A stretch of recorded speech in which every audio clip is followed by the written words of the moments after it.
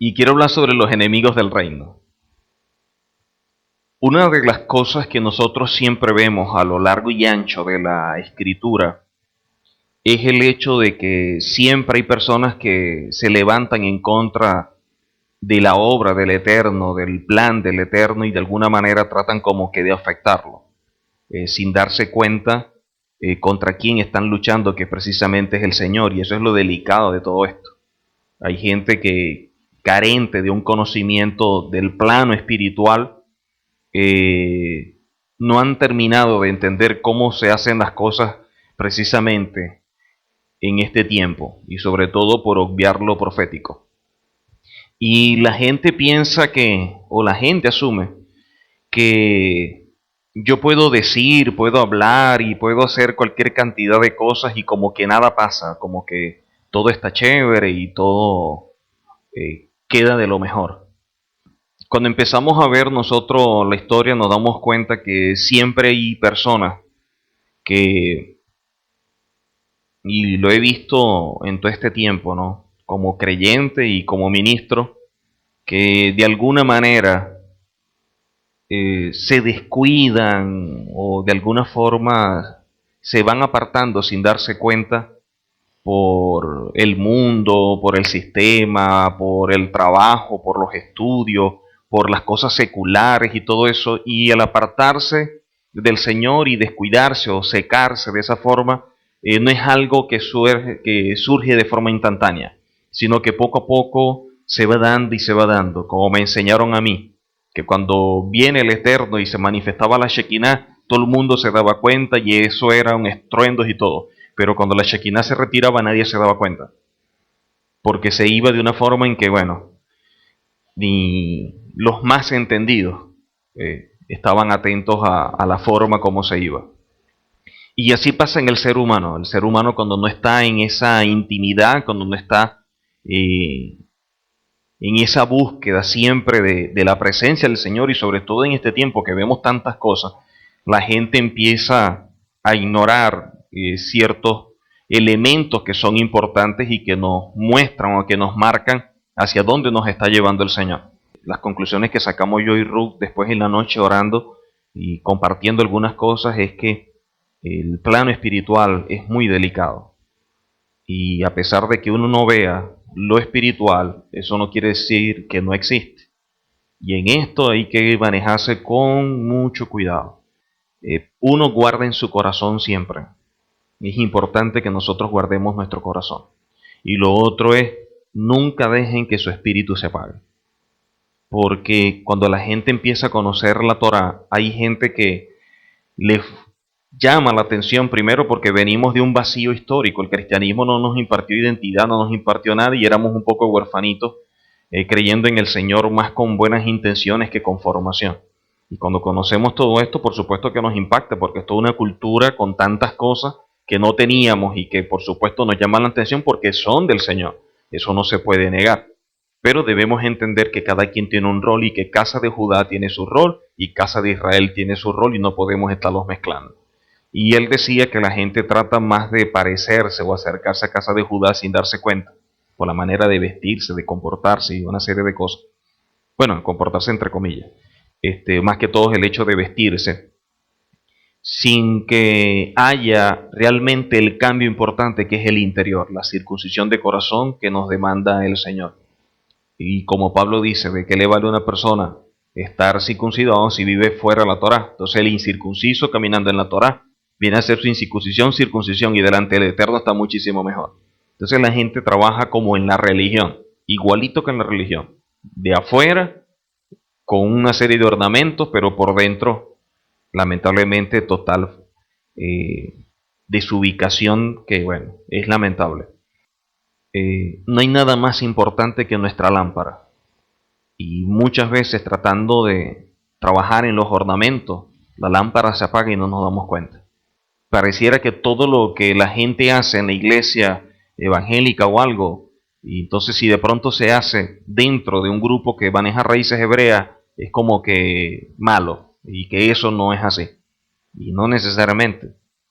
El hecho de que estemos rectificando muchas cosas que no nos enseñaron no quiere decir que los dones espirituales, los dones ministeriales, los milagros, los prodigios, las maravillas y todo eso no se den. Y la gente a veces estudia tanto y se mete tanto en la letra que olvidan las cosas más importantes y elementales, que son la oración, la búsqueda del Señor, la intimidad con el Padre, estar de rodillas con el Señor.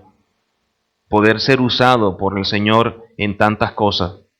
Y son las que yo veo que vamos a empezar a ver en este tiempo, porque si la gloria postrera es mayor que la primera, entonces llegaremos a un punto donde se hará como en los días del Mesías. Si no creen por nuestras palabras, creerán por nuestros hechos. Ahora, el asunto es que para llegar a ese nivel de autoridad y poder, necesitamos ser transformados. Eso es una realidad. El Señor no le va a dar... Imagínense una persona con ese poder y que sea soberbio, que sea arrogante. O sea, ¿en qué pararía? Entonces el Señor tiene que irnos moldeando y moldeando y moldeando para poder llegar a ese nivel donde el Eterno confíe precisamente todos esos recursos para nosotros, porque nosotros confiamos en el Señor, eso es sabido. Ahora la pregunta es si Él confía en nosotros. Esa es una pregunta que pudiéramos hacernos y es válida. Entonces, yo veía a esta gente de esa forma, ¿no? Yo los veía que mucho estudio, mucho conocimiento, y no es que sea malo, porque yo toda mi vida he estudiado y sigo estudiando. Siempre me ha gustado mantener el equilibrio dentro de la escritura, dentro de la palabra, y si algo yo he aprendido es precisamente eso.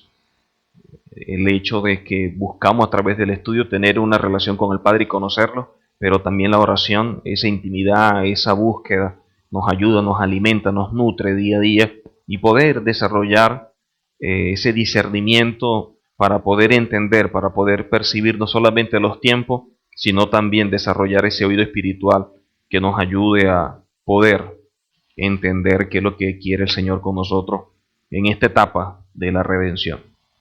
Entonces, bueno, el tema que quiero tratar hoy se llama los enemigos del reino, porque desde que vemos nosotros la creación, siempre Satanás ha tratado de destruirla.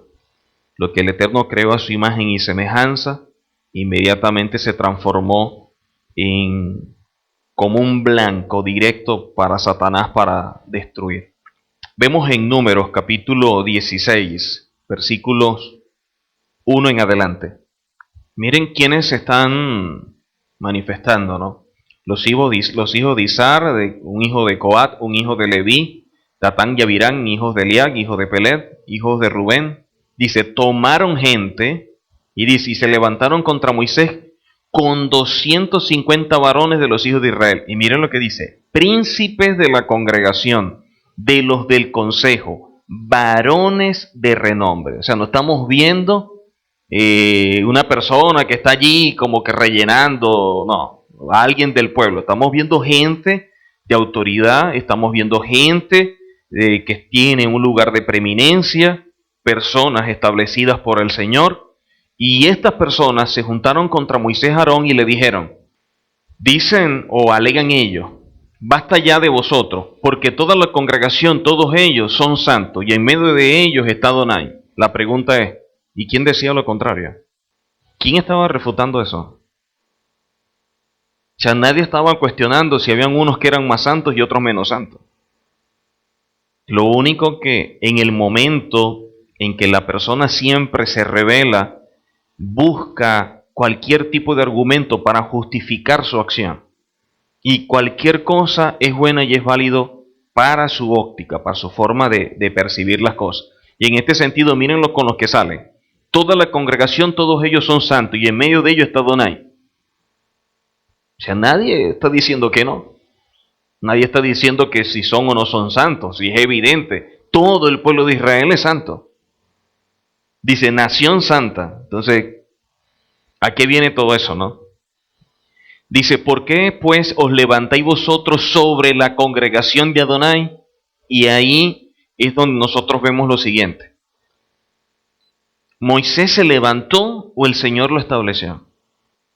Una cosa es que yo me levante y otra cosa es que alguien me constituya. Esa es la realidad. Entonces vemos que Moisés no se levantó y eso es evidente, pero esas son las cosas que empieza a sacar Coré y todo su séquito, ¿no? El Señor a quien escoge, Él permite que se le acerque. Así de sencillo. Una cosa es que nosotros veamos a alguien ejerciendo un liderazgo y que tú lo veas en el plano natural, y otra cosa es cómo se concibe esa autoridad en el plano espiritual. Son dos cosas totalmente diferentes. Una cosa es que uno ve a alguien pastoreando, líder de una congregación, lo que sea, y tú ves si es líder, y otra cosa es el plano espiritual, cómo es visto. Porque si tiene la aprobación de los cielos, si es constituido por el Eterno, sea directamente por el Eterno, sea a través de otra autoridad, eso se va a evidenciar. Eso se va a evidenciar. Y una de las cosas que a mí siempre me ha gustado es precisamente trabajar en base a principios. Pero tenemos que aprender a estudiar con una sola persona, porque ese es el deber ser. Nosotros no podemos tener una cabeza por aquí, una cabeza por allá, de aquí oímos, porque no es válido. Y lo que causa es daño, porque cada quien tiene una interpretación, cada quien tiene una forma de ver y de concebir las cosas, y no debería ser. Si hay algo que nosotros vemos es que la palabra dice que el Señor mostrará a Adonai quién es suyo y quién es santo, y hará que se acerque a él, al que le escogiere, él lo acercará así. Una cosa es lo que nosotros vemos en el plano natural como una autoridad o un líder, y otra cosa es cómo es visto en el plano espiritual. Son dos cosas totalmente diferentes. De igual forma, una persona se puede establecer como una autoridad, pero no es una autoridad legítima, a pesar de que en el mundo natural se ve de esa forma. Pero como nosotros trabajamos en el mundo espiritual y no en el natural, entonces aquí tenemos que cuidarnos. Si fuera un asunto secular, no tenemos problema. Moisés y Aarón solitos con el incensario y 250 con incensario. 250 con sus incensarios. Y por otro lado, yéndose a la puerta del tabernáculo, Moisés con Aarón solito. A lo mejor ellos estarían asumiendo, ¿no? Cómo los iba a recibir el Señor siendo principales, siendo gente importante, muchos son levitas y todo esto, ¿no? Ya Coré había hecho juntar contra ellos toda la congregación a la puerta del tabernáculo de reunión. Mire, si hay algo que yo tengo claro, y eso es porque el ser humano, mire, cambian los tiempos, cambia todo, pero el ser humano sigue teniendo las malas mañas, lamentablemente. Y es que la gente cuando hace las cosas, la hace como desde tiempo antiguo, como la serpiente, por abajo, rastrero, en silencio, calladito, envenena aquí, envenena allá, por aquí, por allá, y de pronto, pum, sale. Ya cuando sale, ya ha hecho daño. Y si nosotros nos fijamos, a pesar de que las personas que eran príncipes y todo esto fueron las que llegaron y tomaron, si vemos toda la historia, siempre que hay una rebelión, siempre que hay una rebelión, siempre que hay alguien que se levante contra la autoridad, la persona que se revela siempre busca al más despistado. Siempre busca que anda en el limbo, el que no tiene una vida espiritual, el que no es maduro, el que anda entre dos aguas, el que anda brincando por aquí, brincando por allá. Ese es el candidato básico para esa persona. O sea, él nunca va a llegar a la gente madura, nunca va a llegar a gente de autoridad. No. Él siempre es por abajo. El que está brincando, el que anda como que en el aire, el que está sentado pero como que está pero que no está, el que tiene muchas inquietudes, el que viene con miles de cosas en la cabeza. A ese es que le llega. Y ese es el que cae. Así de sencillo, porque esa es la realidad. Entonces, miren que ya Coré había hecho juntar contra ellos a toda la congregación en la puerta del tabernáculo de reunión. Entonces dice luego, entonces la gloria de Adonai apareció a toda la congregación, y mire lo que dice. Y Adonai habló a Moisés y a Aarón diciendo, yo siendo Coré y veo que inmediatamente el Eterno le habla a Moisés, y por aquí hablándole a Moisés y cogiendo yo a la izquierda son dos cosas iguales, porque yo sé que a mí no me está respaldando. Porque si ya hablo a Moisés, ya yo estoy descartado. Porque el Señor trata con las autoridades. Esa es la realidad. Y yo le doy gracias al Señor por las personas que nosotros estamos formando y por los líderes. Y si algo le hemos enseñado es esa integridad.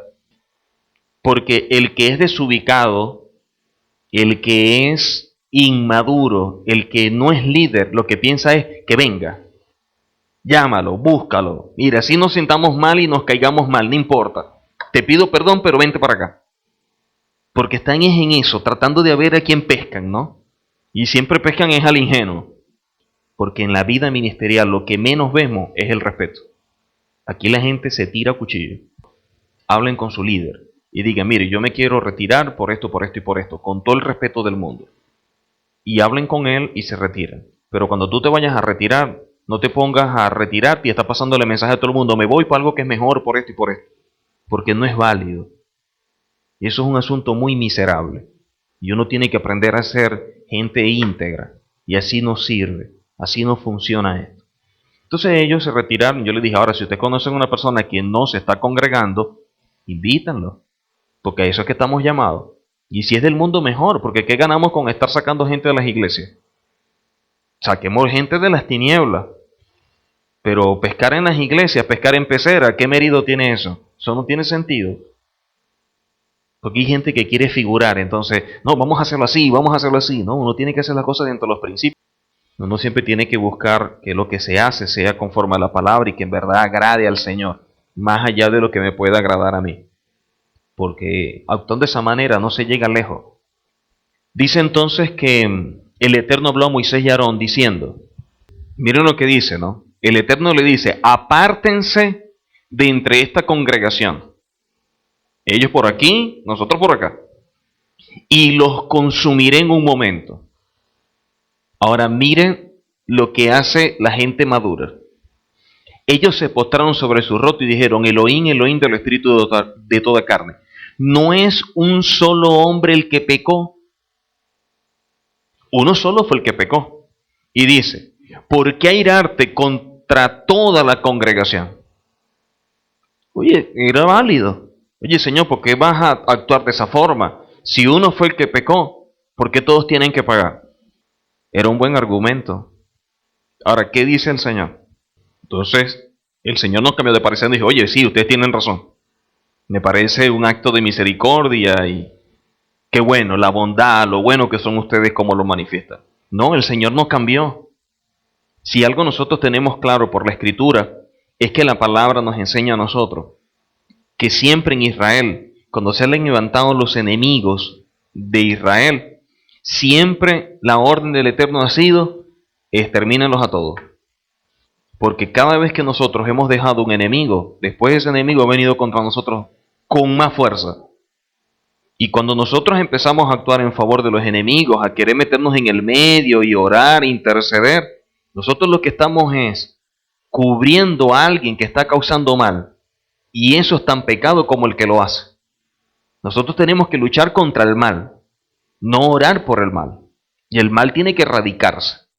Y eso es una realidad. El alma a veces, oye, me da cosa, pobrecito, pobrecita, como me pasó a mí con el niño. Pero el Señor siempre nos golpea donde más nos duele. Esa es la verdad. Lo que a ti más te duele, por ahí te viene golpe. Entonces el argumento fue bueno, era un solo hombre que había pecado porque se iba contra toda la congregación. Sin embargo, el Señor habló a la congregación y le dijo, apartado, de alrededor de la tienda de Corén, Datán y Avirán. O sea, tú dijiste eso, pero igualito, apártate. O sea, al principio, oye, pobrecito, que uno fue el que pecó, pero después dijo, no, que si en verdad me envió, que se abre la tierra y que se los trague. Miren que cuando dice, ¿no?, que se aparten de estos hombres, y miren la expresión que utiliza, impíos, y no toquéis ninguna cosa suya para que no perezcáis en todos sus pecados. Entonces, marca una distancia. Hay una distancia, o sea, ellos por un lado y Moisés y Aarón por otro. Dice, no se contaminen, no se peguen, cada quien por su lado, para que no vayan a perecer. Dice que se apartaron de la tienda y se pusieron a las puertas, pero miren, ¿no? Sus mujeres, sus hijos y sus pequeñuelos. Entonces ahí no impera la emotividad, el sentimentalismo, porque imagínense, ver las mujeres, los niños, todo eso era como que para que Moisés dijera, bueno, Señor, trágatelos a ellos, pero perdona a las mujeres, a los niños. Dice luego, entonces conoceréis que Adonai me ha enviado, ¿no? Si hiciere algo nuevo y la tierra abre su boca y los tragare, con todas sus cosas y descendieren vivos al Seol, entonces conoceréis que estos hombres irritaron a Adonai. No dice estos hombres hablaron contra mí. Estos hombres irritaron a Adonai. ¿Qué hizo el Señor? Se los tragó a todos. Dice que cuando cesó de hablar todas las palabras, se abrió la tierra que estaba debajo de ellos. Dice, abrió la tierra su boca y los tragó a ellos, su casa, a todos los hombres de Corea, todos sus bienes, y ellos con todo lo que tenía descendieron vivos al Seol. Y los cubrió la tierra y perecieron de en medio de la congregación. Y miren lo que dice, y todo Israel, los que estaban en derredor de ellos, huyeron al grito de ellos, porque decían, oye, también nos va a tragar a nosotros. O sea, imagínense el impacto de lo que está sucediendo, que gente que no tenía que ver nada con eso, pero por supuesto están viendo lo que está sucediendo, también corrieron porque la manifestación fue tan grande que pensaban que a ellos también se los iba a tragar. Al punto que dice, también salió fuego de delante de Adonai y consumió a los 250 hombres que ofrecían el incienso. Y estos 250 hombres, miren quiénes eran. Gente principales, gente importante, gente que de alguna manera tenían como que argumentos para levantarse y decir cualquier cosa, ¿no? Pero sin embargo, vemos que no lo aprueba el Señor de la forma como lo hicieron. Entonces, cuando vemos este caso, así como este caso, hay tantos casos donde vemos gente que se rebela contra las autoridades y hace una serie de cosas. Y para los que tememos al Señor, y respetamos a las autoridades porque la palabra dice que todas las autoridades son establecidas por el Señor y tenemos que aprender a respetarlas. Nos damos cuenta que las cosas en el Señor son serias, que a pesar de que la gente en el momento, como dice el salmista, ¿no? Dice, el mal empieza a ver al justo y dice, el malvado ve al justo y se alegra, ¿no? Y se ríe, pero luego el Señor contra el impío va. Entonces en el momento la gente como que se goza con el mal, con lo que está sucediendo, con lo que hacen, pero a la final siempre el Señor va a pasar factura. Yo siempre le he dicho, miren, el asunto es tiempo, tiempo. Dejen pasar el tiempo y veremos quién es quién. Así de sencillo. Hasta los momentos. Yo nunca he visto que el Eterno fallaba su palabra. Así de sencillo. Jamás. Y eso es lo que yo siempre veo, como el Eterno respalda a todos aquellos establecidos por Él como autoridades.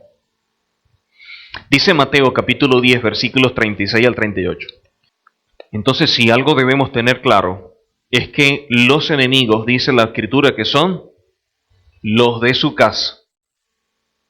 Y eso es una gran realidad. Siempre en la casa, precisamente donde vienen los problemas, vienen los tropiezos, donde nosotros supuestamente pensamos que es donde nos tienen que entender más, que nos comprenden o algo, es mentira. Por ahí donde vienen los golpes, por ahí donde viene todo, porque son las personas que de alguna forma están más cerca y lo que haga esa persona a nosotros nos afecta. Ahora, que si fuera un vecino, un amigo mío, ni pendiente, pero como son las personas con las cuales compartimos, con las cuales vivimos, son los seres queridos, lo que digan o lo que hagan es evidente que nos afecta. Claro que nos afecta, porque de alguna manera hay una unión, hay un lazo familiar allí.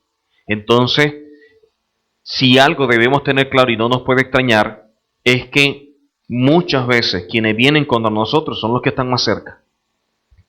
Y de eso tenemos que estar siempre atentos, ¿no? Orar y buscar siempre la dirección del Señor para que todas las cosas en la palabra es verdad que se van a cumplir. Pero por lo menos si esta se va a cumplir, que no sea en la casa mía. No, que por lo menos sea el vecino, el del frente, pero por lo menos en la de uno que, oye, que el Señor tenga misericordia, ¿no? Y que nosotros podamos velar para que eso no suceda. Pero eso es una realidad y no nos puede sorprender. Pero eso es igual como cuando a la persona se le muere un familiar. A alguien se le muere un familiar y todos estamos conscientes de que a cada quien le va a llegar en su momento perder un familiar y todos estamos preparados y conscientes y entre comillas para todo eso. Pero en el momento que se muere la persona, nos damos cuenta que nunca estuvimos preparados para eso. Y estamos claros, sí, mire, está enfermo, está viejito, pobrecita, ya no ve, ya no habla, está a punto de morirse, está a punto de morirse, está a punto de morirse. Y ya uno se va preparando, pero en el momento que se muere, nos afecta. porque hay una unión, hay un lazo. Y eso es lo que sucede con esto. Aquí hay uniones, aquí hay lazo, hay gente que de alguna forma son parte de nuestra vida. Y por ser parte de nuestra vida, precisamente, van a surgir todas estas cosas. Y esas son las que nosotros arreglábamos ahora, porque bueno, estamos en este tiempo donde familia y todo esto celebra, bueno, y pare de contar, ¿no? Entonces vemos que los enemigos siempre son precisamente la gente, ¿no? Que está con nosotros, que comparte, y eso es lo que causa dolor, lo que causa malestar, porque si fuera alguien que uno no aprecia, ni pendiente. Pero cuando son personas que uno aprecia y todo, claro, hay siempre una afectación. En Lucas capítulo 17, versículo 1 y 2, miren lo que dice la escritura. Entonces miren lo que dice, ¿no? Imposible es que no vengan tropiezos. Imposible es que no vengan tropiezos. O sea, que tenemos que estar preparados que van a venir los tropiezos. Ahora, el asunto es qué tan maduros somos para todo eso. Porque hay gente que de verdad este tipo de situaciones, oye, los afecta, los pone tristes, los deprime. No, hombre, me voy a dejar el ministerio porque esta gente que... O sea, hay gente que no soporta. Hay gente que, bueno, una vez agarran y huida. Por eso es que la palabra, vemos que cuando el Señor levantaba gente, oye, gente que fuera valiente, gente que fuera aguerrida precisamente porque lo que se iba a encontrar por delante no era fácil, era difícil. Entonces dice, imposible que no vengan tropiezos, ¿no? Esto es una realidad, pero también esto es una realidad. Mas hay de aquel por quien viene. Entonces, es una verdad que vienen los tropiezos, pero también es una verdad que pobrecito aquel que es el que está siendo instrumento precisamente para que otros tropiecen. Y mire cómo lo coloca el Señor. Mejor le fuera que se le atase al cuello una piedra de molino y se le arrojase al mar, que hacer tropezar a unos de estos pequeñitos. Oye, eso es delicado. O sea, estamos viendo que el Mesías no está diciendo cualquier cosa. O sea, el Señor está hablando de aquellas personas que están causando tropiezo a los pequeños. Dice la palabra, es mejor que le suceda esto, ¿no? Que se le atase al cuello una piedra de molino y se arrojasen al mar. Porque hay de aquel por quien vienen los tropiezos. Entonces, cuando una persona está haciendo de tropiezo a otro, el problema no es con la persona, el problema no es el daño que le estás haciendo al pequeñito. El asunto es que tú estás siendo confrontado y estás confrontando precisamente es al Señor. O sea, tú estás entrando en una lucha contra el Señor, que es lo delicado. En Mateo 18, 6 al 7 lo dice de esta forma. Es verdad que vienen los tropiezos, pero hay de aquel por quien vienen los tropiezos. Entonces, ¿qué sucede? La gente piensa que todo está bien, que todo está chévere, porque hablan, dicen, se levantan y de alguna forma ven que no pasa nada. Ojo, cuando el Señor hace las cosas, no las hace por las ramas. Cuando el Señor hace las cosas, las hace a la raíz. Así como cuando maldijo la higuera y en ese momento no se secó. ¿Cuándo fue que vieron que estaba seca? Cuando volvieron a pasar después. Se dieron cuenta, Señor, mire, esta fue la que tú lanzaste la maldición. Entonces la gente piensa que todo está chévere, que todo está bien. Y a mí me da dolor de verdad, porque yo he visto a más de uno después, mire, que se le viene todo abajo. A problemas en familia, problemas en el trabajo, cositas por aquí, cositas por allá. Y la falta de madurez y discernimiento todavía no los hace ver que reflexionen y se den cuenta. Oye, ¿por qué me está pasando todo esto? ¿A quién dañé o a quién afecté? Pero la soberbia es tan fuerte que uno los ve y te dice, no, todo está bien, todo chévere, todo es lo mejor. Oye, pero la mirada, los ojos, no dicen precisamente eso. Y lo que uno ve no es necesariamente lo que ellos están diciendo, ¿no? Entonces a veces la gente quiere tapar el sol con un dedo y se le hace bastante difícil. Por eso es que a pesar de que en este momento la gente no ve las cosas, sin embargo, de que el Señor pasa factura, las pasa. La palabra lo dice, si para el justo viene la recompensa, ¿cuánto más para el impío? Eso es una realidad. Proverbios 18, versículos 20 y 21. Entonces, si algo tenemos que cuidarnos es la lengua, porque en ella está el poder, y dice que nosotros vamos a comer precisamente de lo que sale de ella. Entonces hay gente que sin darse cuenta con su lengua están cavando su propio hueco. Entonces no se dan cuenta de lo que están haciendo y contra quién están actuando, ni los principios que están violando, ni las leyes que están obviando que existen. Porque existen, así como está la ley de la gravedad, a pesar que no la vemos, a lo mejor ni creemos o no existe. Tú te montas en el techo, te resbalas, vienes para abajo. Igualito son las leyes espirituales. A lo mejor la persona no las conoce, las ignora, cree que no pasa nada, ¿por qué? Pero de que vienen, vienen. Jacobo, Santiago, capítulo 3, versículos 9 al 11. Una de las cosas que yo siempre he evaluado, ¿no?, a la hora de hacer ciertas cosas es, si somos discípulos del Señor, ¿cómo actuaría el Señor en ciertas circunstancias para imitarlo? O sea, en tal evento, ¿cómo actuaría el Señor? Porque yo no puedo decir que yo soy un verdadero discípulo del Mesías o que yo soy un verdadero hijo de Israel teniendo actitudes que son más bien de gente impía. O sea, si yo voy a tener actitudes, que más bien mis actitudes sean una réplica de lo que hace el Señor para que la gente pueda ver en mí al Señor, para que la gente pueda ver en nosotros algo diferente a lo que la gente pueda estar haciendo. Porque la misma Escritura lo dice, o sea, cómo de la misma boca puede salir bendición y a la vez maldición. O sea, es absurdo. Una cosa es que tú tengas un punto de vista y yo tenga otra, y otra cosa es que seamos enemigos. Y eso es lo que la gente inmadura no entiende. Eso es lo que la gente madura no entiende. Y no solamente la gente inmadura, el gentil no lo entiende. Porque tú ves un judío y es sefardita y choca con el askenazi, pero algo tienen claro, ellos dicen, nosotros somos judíos y se aman. Eso sí, diferimos, pero se aman y se respetan y pueden convivir dentro del marco del respeto, a pesar de que tú tienes un punto de vista y yo tengo otro punto. Así de fácil. En cambio la gente, el gentil, precisamente por tener esa mentalidad gentil, es, tú tienes un punto de vista, yo tengo otro, somos enemigos. Y todo lo que yo pueda hacer en tu contra lo voy a hacer y me gozo por eso.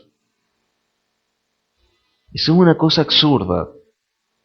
Por eso es que lo hace el impío. O sea, cuando vemos a una persona que dice ser creyente y tiene ese tipo de actitud, está demostrando que no es creyente nada. O por lo menos, la pregunta que nos hacemos, ¿creyente en quién?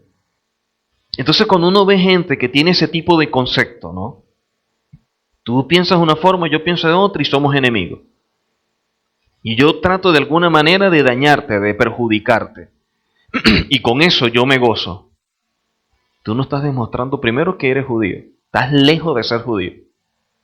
Estás demostrando que sigues siendo un gentil. Un gentil. Así de fácil. Y esas son las cosas que lamentablemente se ven. Se ven. Yo he visto gente que se viste como judío y actúan peor que cualquier impío. Y dice la palabra que por eso el nombre de lo eterno es blasfemado de las naciones. Porque el que te está viendo piensa que eres judío y tienes una actitud de que tú dices, oye, pero ¿qué clase de judío es este? Es como cuando la gente está en la iglesia cristiana, ¿no? La gente va y le dice, oye, te invito para la iglesia para el servicio. Entonces el vecino sabe cómo te comportas, cómo tú actúas y dice, oye, para yo ser evangélico como fulano, mejor me quedo aquí en la casa. ¿Por qué? Porque su testimonio, su actitud demuestra que no es ningún cristiano. Y la misma persona dice, para yo ser evangélico como fulano, prefiero quedarme aquí en mi casa. Así lo dicen. Entonces uno dice, oye, ¿qué testimonio estoy dando yo? ¿O qué es lo que yo estoy haciendo? Que en vez de llegar la gente, más bien con mis actitudes, la gente rechaza el mensaje.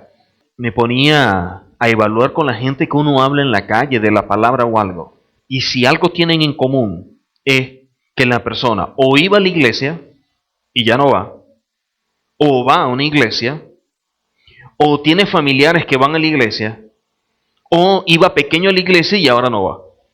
Una vez yo estaba en una congregación donde me invitaron a dar un seminario y un pastor estaba bravo hablando con el pastor que a mí me invitó y le decía, oye, porque vio una pareja de su congregación ahí, en el seminario, pero oye, fue abierto y era un seminario, pues.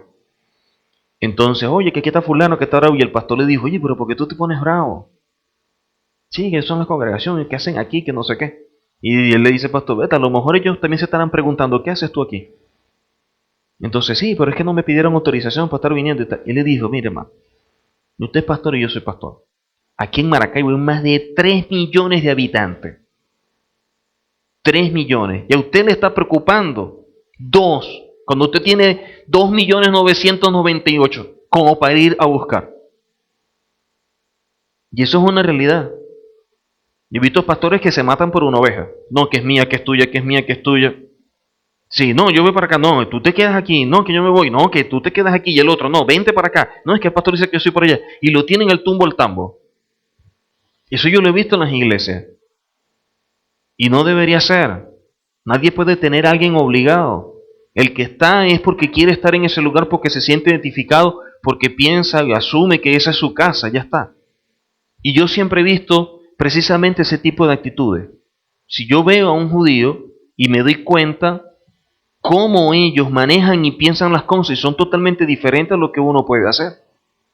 Ese tipo de situaciones que se ven en la iglesia evangélica, donde la gente actúa dentro de una estructura religiosa, donde, bueno, tu vida es por acá, pero yo estoy por aquí, y bueno, yo te saludo, pero tú estás por tu lado, yo estoy por el mío. Dentro del pueblo judío no es así. O sea, ellos no tienen una estructura religiosa como tal, a pesar de que utilicen la palabra religión prestada. O sea, ellos hablan de un concepto claro que son un pueblo, un linaje, una nación, una familia, y como tal se tratan. Yo le preguntaba a una persona y me decía, mira, te lo explico de esta forma para ver si lo puedes entender. Más allá de las diferencias que yo tenga con él y yo estamos dentro de un pacto. Él puede ser judío de este tipo, de esta línea, y yo soy judío de esta línea. Pero los dos estamos dentro de un pacto y el pacto nos une, a pesar de que tu liturgia y la mía sean diferentes. O sea, eso es un asunto más de forma, pero de fondo somos uno. Yo digo, oye, ¿pensará el gentil así? O por lo menos aunque sea el cristiano, ¿no? Que llegara a pensar así, bueno, que es gentil, estamos en la misma. Según de Corintios, capítulo 4, versículos 17 y 18.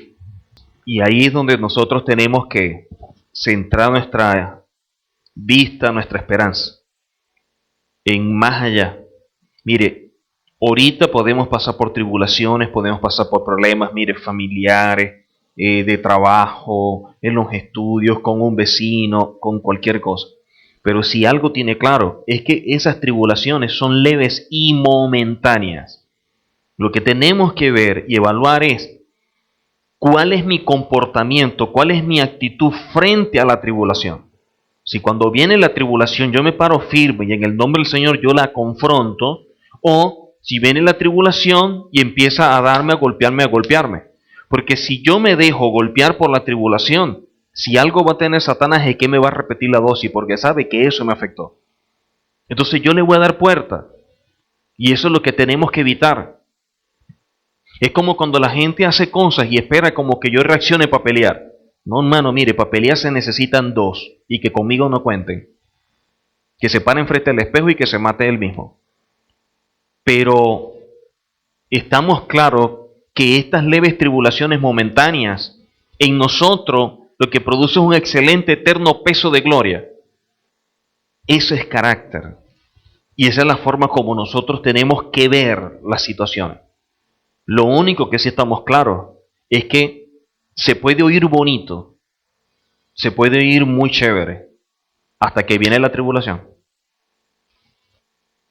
Uno oye hablar de tribulación, no se preocupe, que eso es momentáneo, que eso es chévere. Oye, fabuloso. Ahora, estar en la tribulación es donde se amerita precisamente tener ese carácter. Y ahí es donde juega un papel importante, precisamente la Keilah.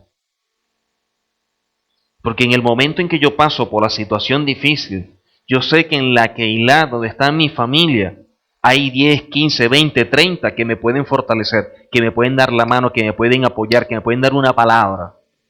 Porque hay un concepto de familia y esa estructura es algo que lamentablemente la gente como Coré no lo ve. El que piensa como Coré tiene una estructura religiosa, una estructura de que yo soy líder, que yo mando.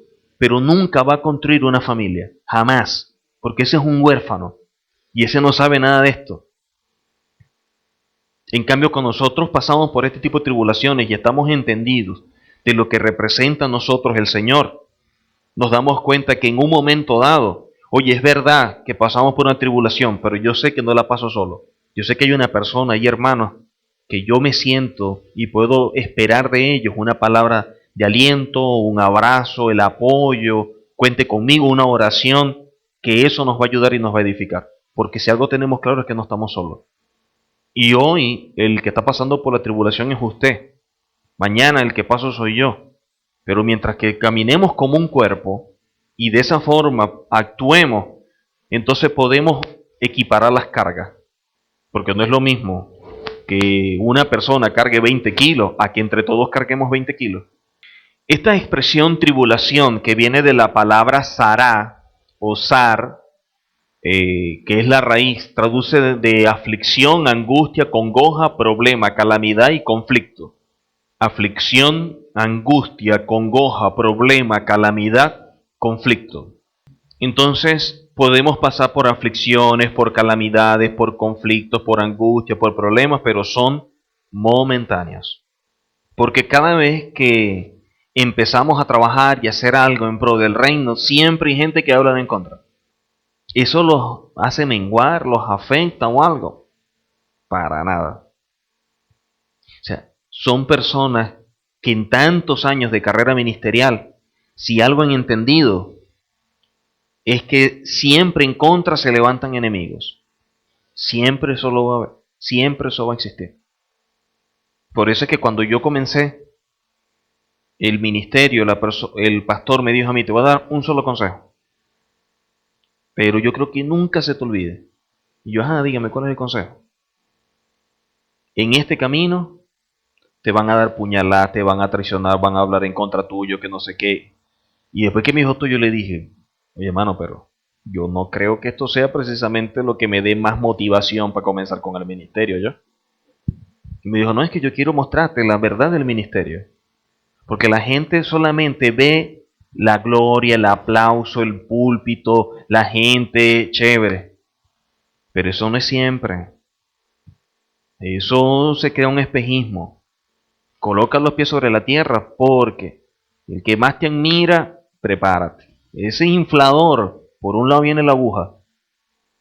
Entonces uno tiene que cuidarse y eso ha sido una realidad. Mateo 13, versículos 20 y 21. Entonces, dentro de la escritura había varios tipos de tierra. Está la parábola del sembrador, ¿no? Y dice que hay personas como este tipo de tierra que oyen la palabra y en el momento la reciben con gozo, pero no tiene raíz y por lo tanto es de corta duración. Porque cuando viene la aflicción o la persecución por causa de la palabra, ¿qué hace? Tropieza. Las circunstancias y los problemas y las cosas que se presentan no es que los anhelemos, no, pero tenemos que saber cómo los vamos a pasar. Tenemos que aprender a superarlos, tenemos que aprender a dar la cara, porque problemas y circunstancias siempre vamos a tener por todos lados, personales, laborales, de vecinos, X, oye. Eso es normal. ¿Qué persona no tiene problemas? ¿Y de qué persona no dicen? Usted solamente tiene que ser imagen pública y ya está, ahí se acabó. Por ahí viene lo bueno y por ahí también vienen las críticas. Sea cantante, sea un artista, sea un político, un deportista, lo que sea. Siempre va a haber gente criticando, condenando, diciendo, y por otro lado gente que lo ama, que chévere, que no sé qué. Porque se ve. Entonces eso es algo que siempre va a suceder. Cuando nosotros vemos la escritura y estas citas bíblicas, nos damos cuenta que en nuestro ser siempre sale una palabra. Lo que nosotros concebimos en nuestra mente, lo declaramos. Y lo que estamos declarando es lo que para nosotros es nuestra base, ¿no? Nuestra plataforma donde estamos fundamentando nuestras acciones. Esta palabra que sale puede ser en pro de una misbah, de un mandamiento, o puede ser por una averá, un pecado. Entonces, de nuestro ser, al emitir una palabra, puede salir algo conforme a la palabra o puede salir algo fuera de la palabra. El asunto es que lo que yo diga dentro o fuera de la palabra va a crear ciertas condiciones, va a traer cosas, ¿ok? Del mundo espiritual se conciben las cosas y se materializan en el mundo físico. Nosotros somos una consecuencia de muchas cosas que están dentro del mundo espiritual. Y eso se está creando, eso se está gestando. Ahí están sucediendo cosas. Y luego de que se crea, eso impacta el entorno. Entonces, yo tengo que evaluar muy bien a la hora de decir las cosas, que lo que yo esté diciendo esté dentro del orden bíblico, para que cuando yo lo haga, más bien sea apegado al mandamiento y no sea más bien un pecado, como yo lo decía hace rato. Para pelear se necesitan dos y que conmigo no cuenten. Yo tengo que cuidarme que mis acciones obedezcan al mandamiento, porque si no, si yo caigo en eso, o como me dijo una persona, me rebajo de nivel, yo puedo estar actuando peor que ellos mismos, o pudiera estarle dando la razón. Entonces eso es lo que yo me evito. Ahora, ¿cómo queda una persona que dice ser creyente, que dice ser hijo del Eterno y tiene este tipo de actitudes? Porque si fuera una cosa en privado, ok, nadie sabe tu actitud, pero cuando tú haces público, la gente está viendo cuál es tu comportamiento, lo que tú dices, y la gente te está leyendo, que puede decir, perro, si este es creyente y mira todo lo que dice y cómo lo que habla, la pregunta es qué clase de creyente es, ¿no? Entonces, en vez de ser más bien de bendición, sin darse cuenta, es más bien para su propia maldición. Segunda Tesalonicenses, capítulo 3, versículo 6. Entonces, mire lo que dice, ¿no? Uno, mire lo que dice la palabra. Pero os ordenamos, hermanos, en el nombre de nuestro Señor Yahushua el Mesías, que os apartéis de todo hermano que ande desordenadamente y no según la enseñanza que recibiste de nosotros. Una persona tiene una enseñanza diferente a lo que yo tengo, él por allá y yo por acá. No es mi enemigo, pero es que no tenemos nada que compartir. ¿Qué tenemos a fin? Él va a exponer un punto y yo expongo otro. Él expone uno y pongo otro. O sea, son dos puntos de vista. Y por lo tanto, cada quien por su lado. No es mi enemigo, pero simplemente tú por ahí, yo por aquí. Yo respeto tu posición y tú respetas la mía. Porque eso es otra cosa, que tampoco respetan. Porque entonces empiezan con la cuestión, con la perseguidera, con el acoso, y tácate, y te dan, pero viste, y dale, y dale. Y oye, respeten. Si yo no comparto lo que tú dices, respeta mi posición y yo respeto la tuya. A ti te gusta eso, vívelo, disfrútalo al máximo. Mira, gózate con eso todo lo que tú quieras. Y deja que yo me goce con lo que yo quiero. Así como tú tienes tanto derecho, yo también tengo derecho. Así como tú asumes una postura, yo también asumo la mía. Y así tú disfrutas lo tuyo, yo disfruto lo mío. Así de fácil. Mire, va a llegar un día en que va a venir el Mesías. Y ese día cuando venga, él dirá, tú estabas equivocado, tú tenías razón, este no era así, él brincó así, el otro brincó así, pondrá todas las cosas en orden. Entonces la palabra sí nos dice que nos apartemos de todo hermano que ande desordenadamente, y no según la enseñanza que recibiste de nosotros. Entonces ya eso sí es un cuido, ¿no? Yo me aparto de ese tipo de personas. ¿Por qué? Porque es que no tenemos cosas afines. Si vamos a hablar y va a ser una conversación que nos edifica como todo creyente, oye, son cosas que en base a la Torá podemos compartir, podemos tratar y nos enriquecemos.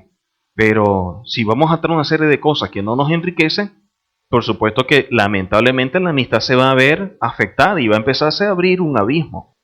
Proverbios 24, versículos 15 y 16. Yo le doy gracias al Señor que los justos caemos y nos levantamos, pero el que es impío, ¿quién lo va a levantar? Que el problema del impío es que es soberbio y piensa que se la sabe toda. Entonces eso no le permite ver un poquitico más allá. Entonces son las cosas que uno tiene que evitar y son las cosas que uno se tiene que cuidar, ¿no? Al contrario, dale gracias al Señor por su misericordia, por su amor, por todo lo que nos da. Porque las cosas nos van a mejorar. Por la Biblia las cosas van a ir empeorando. Y si lo vemos nos damos cuenta que es así, porque la situación en Israel no está fácil. La cosa está complicada, complicada. Por eso es que esperamos que venga el Mesías rápido, porque si no, bueno, pues. Filipenses capítulo 3, versículo 18. Mire, eso lo dijo Pablo hace 2000 años. Eso lo dijo Pablo hace 2000 años. Por ahí andan muchos, de los cuales les dije muchas veces, y ahora andan, y ahora lo digo como llorando, que son enemigos de la cruz. Bueno, Pablo dice llorando. Entonces, hay gente que es enemigo precisamente de la cruz del Mesías, ¿no? De lo que hace el Mesías, lo que manifiesta el Mesías y todo lo que trae como consecuencia. Y lo que sí he visto yo en este tipo de personas es que lamentablemente, y sin darse cuenta, cada día van haciendo su vida más secular, más secular, más secular.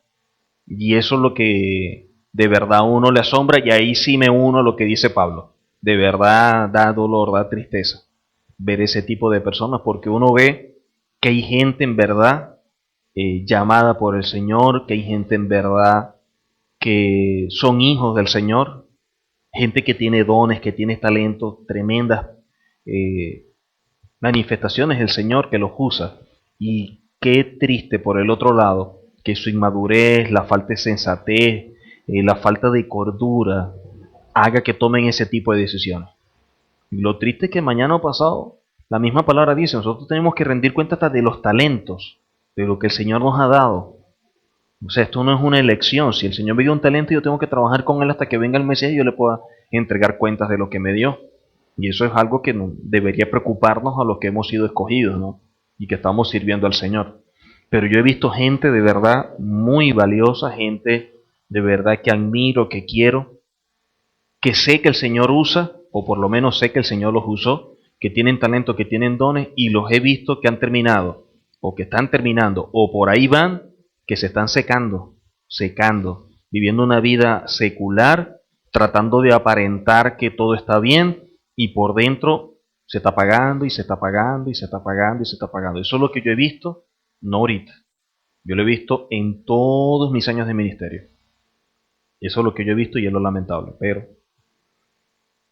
que el Señor se apiade de ellos y que puedan llegar un momento en reflexionar y meditar, porque siempre hay tiempo para hacer teshuva, como dice la palabra en Pedro. No es que el Señor retrase su venida, sino que nos está dando la oportunidad de que todos vayamos al arrepentimiento y que Dios nos permita que estas personas pudieran más bien rectificar, porque hay mucha gente que yo aprecio, que yo quiero. Eso es una realidad. Bueno, pero por lo menos rectifique, y es de sabio rectificar. Triste es que te des cuenta que está mal y quieras mantener esa posición. Eso es bueno. Me alegra por ello. Y que puedan rectificar, que puedan entrar como debe ser. Porque uno está llamado más bien es para que la gente se restaure, para que la gente camine, para que la gente busque del Señor, no para que la gente se pierda. Efesios capítulo 6, versículos 10 al 13. Una de las cosas que nos dice la Escritura es que nuestra lucha no es contra carne y sangre. Y eso siempre yo lo he tenido claro. Mi lucha no es contra la persona. Mi lucha es con los que están influenciando a la persona. Con eso sí. Y en eso se mueve el mundo espiritual. Pero vuelvo al punto. La gente, al no tener discernimiento, no se da cuenta de dónde es que viene lo que lo está desviando. Al no tener discernimiento, no pasar en esa intimidad, no se da cuenta hacia dónde se está yendo. Hacia dónde es que se está desviando. Y eso es lo triste, eso es lo lamentable. Porque llega un momento en que el discurso se acaba, llega un momento en que se agota. Entonces ahí empiezan a rectificar, a darse cuenta. Entonces, oye, es verdad, era un error, ya tengo 2, 3 años en esto. Entonces, uno por pena y otros por orgullo, entonces prefieren como que quedarme afuera. Otros que dominan eso y prefieren agarrar y pedir perdón y cercarse o algo, que a la final, yo estoy claro en algo, a mí no me han hecho nada, de verdad. Entonces me llegan a veces a pedir perdón y yo le digo, pero ¿de qué te voy a perdonar? No, que yo dije, te voy a decir una cosa, me estoy enterando que dijiste eso porque tú me lo estás diciendo. Porque hay cosas que yo ni me entero. De verdad, hay gente que habla de mí que yo ni me he enterado. Hay cosas que sí, pero hay cosas que ni pendiente. Pero nuestra lucha no es contra sangre y carne, sino contra principados, potestades, gobernadores de las tinieblas, es decir, los contra huestes espirituales. Y entonces nuestra lucha es espiritual. Entonces, si uno va a luchar, precisamente uno no puede luchar en ese terreno, porque ese no es el terreno para luchar. Si uno va a luchar, es de rodillas orando. y colocando las cosas en manos del Eterno y activando lo que establece la palabra. La palabra, todo lo que se declara, ese es el compromiso del Señor con su palabra. Y Él va a respaldar su palabra. Entonces, de esa forma, hacemos mucho más que cayendo en el juego de que tú me dices y yo te digo. Y ahí, bueno, pasarán toda la vida esperando que yo reaccione y no voy a reaccionar, porque no soy de eso. Yo no voy a caer en ese juego de que si tú me dijiste esto, yo te voy a decir, te voy a buscar y te voy a reclamar. Para nada. Allá cada quien con su vida, que sabe qué está haciendo y qué es lo que no está haciendo. A la final todos tenemos que rendirle cuentas al Señor. El Señor está arriba y nos está viendo y lee nuestros corazones. Y al Señor no lo vamos a poder engañar. Así de fácil. Gálatas capítulo 5, versículos 19 al 21. Entonces, yo pienso, por lo que dice la Escritura, que si queremos ver, como dice la palabra, no, por los frutos los conoceréis. ¿Quién es el espiritual y quién es el carnal? Bueno, veamos las obras de la carne, ¿cuáles son? Entonces, si hay una persona que anda en medio de la enemistad, de pleitos, de iras, de contienda, de envidia, hermano, creo que ahí lo que menos está imperando es lo espiritual. Entonces, si yo caigo en la misma enemistad, en el mismo pleito, la ira, voy a cometer ese error, en actuar en la carne. Y eso es de lo que hay que cuidarse. Uno tiene que actuar y trabajar en el espíritu. Que quiera pelear, que tengan ira, que tengan contienda, que tengan disensiones y todo esto, dejémoselo al Señor. Oremos, se lo dejamos al Señor y el Señor hará. Y lo va a hacer en su tiempo. Pero todo recibe su recompensa. Primero de Juan, capítulo 2, versículos 18 y 19. Esto está pasando en los días de los apóstoles. Y sigue pasando. Y a la medida que se vaya acercando a la redención, va a seguir sucediendo. O sea, eso es algo que no va a parar. Siempre va a haber gente que le falta el entendimiento y sin darse cuenta se van abortando. Así de sencillo. Eso es una verdad. Y eso no va a mejorar, porque eso es algo que está profetizado. Dice que la palabra que la gente tendrá comezón de oír. O sea, yo quiero oír lo que a mí me gusta, lo que a mí me conviene, lo demás yo lo desecho. Entonces la gente va a buscar eso y dice la palabra, y encontrarán maestros en base precisamente a lo que ellos quieren. Si yo lo que quiero es que alguien me enseñe sobre las columnas, voy a encontrar 2, 3, 4, 5 maestros hasta para escoger. Si yo lo que quiero es que me enseñen sobre pintura, yo voy a encontrar 2, 3, 4 maestros que me enseñen sobre pintura. Porque la gente lo que tiene es comezón de oír. Y lo que a la gente no le gusta es precisamente en que la palabra los empieza a confrontar y que de alguna manera tú tengas que evaluar y rectificar. Y empezar a tener que ir cambiando y moldeando tu vida. Entonces la gente opta más bien por este tipo de enseñanza que es más un asunto teológico, de que esto es blanco, que este es el misterio, que es este, pero no está atacando el problema nuestro. El problema nuestro no es teológico. El problema nuestro es nuestra naturaleza, nuestra alma. Y eso tiene que ser procesado, y eso solamente puede ser procesado por la palabra. Y es ahí donde la gente no ve precisamente que el mismo Señor es el que los va llevando, porque dice la Escritura que el que es un hijo tiene que entender que va a ser disciplinado y que el Señor te va a ir corrigiendo y te va a ir llevando. Eso es una verdad. Si no lo hace, entonces te va a tratar como bastardo. Entonces, ¿qué voy a preferir yo? ¿Ser un hijo o ser un bastardo? Entonces tengo que estar consciente que va a venir esa disciplina, va a venir esa corrección. Romanos capítulo 16, versículos 17 y 18. Entonces, ¿a quién engaña? A los ingenuos, al que no tiene madurez, al que no tiene formación, la persona que está como que en el limbo, que piensa hoy una cosa, que piensa otra cosa. Ese tipo de persona es la que mueve. Y miren cómo dice, ¿no? Fíjense bien, dice, quiero que os fijéis en los que causan divisiones y tropiezos en contra de la instrucción que vosotros habéis aprendido. Y dice luego, y que os apartéis de ellos. Hay una separación. No es que a mí me guste, es que la palabra lo establece y tengo que hacerlo. Lo que tengo que saber cómo hacerlo para no afectarlo, porque sea lo que sea, bueno, es un amigo, una amiga o algo. Pero de que va a haber la separación, va a haber. Porque tales personas no sirven a nuestro Señor, sino sus propios vientres, y con suaves palabras y lisonjas engañan a los corazones de los ingenuos.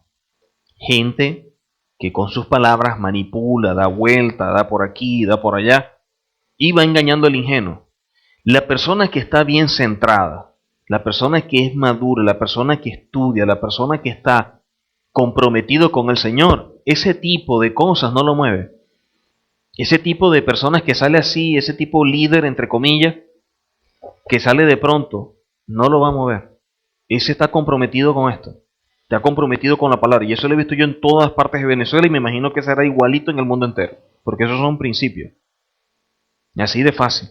Entonces, ¿a quién van engañando o a quién van golpeando? Precisamente el ingenuo. Por eso es que, oye, a mí me llegan a decir algo como eso y le voy a decir, vete, mano, disculpe, pero ¿qué está pensando? ¿Que yo soy tan estúpido, tan ingenuo para que tú me estés diciendo esto? Porque la palabra lo dice, que es el ingenuo. O sea, no me menosprecies, no me tengas en poco. O sea, yo tengo claridad o por lo menos tengo un concepto o por lo menos creo algo. Y bueno, y difiero de lo que tú dices, pues. Pero es que hay gente que no entiende, hay gente que se pega y le da, pero mira, pero te invito, pero vamos, pero esto, por aquí, por allá, porque no respetan. Entonces siempre están en eso. Y todo es como una competencia, como dice la palabra, ¿no? La gente anda con esa envidia, con esos celos. Una competencia como que para demostrar. La pregunta es para demostrar qué.